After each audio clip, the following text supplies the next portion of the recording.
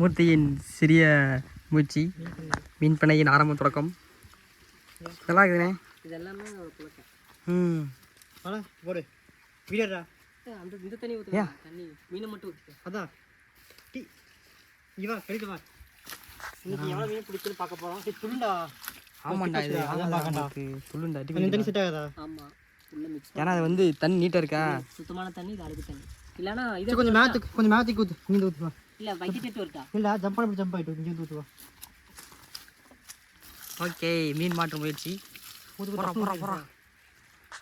விட்டாச்சு. கடைசியாக வர நிறைய வரும்.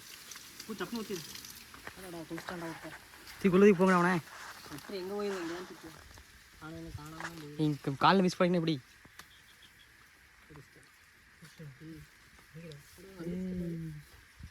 ஆமாண்டா மூர்த்தி, இந்த இடத்துல பாப்ஸு தண்ணி கம்மியாச்சா? ஆமாம், இப்போ நிறைய வரும். ஸ்டாப் பண்ணு.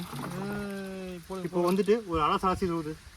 உள்ளே இன்னும் கிடக்கு. உள்ளே இல்லை, இதுதான்டா பிஸ்கட்டு கல். டக்குனு ஊதிடு.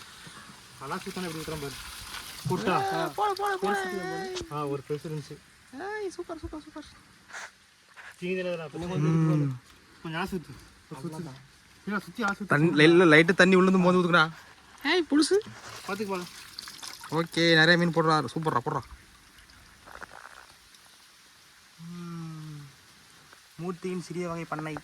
சூப்பர்.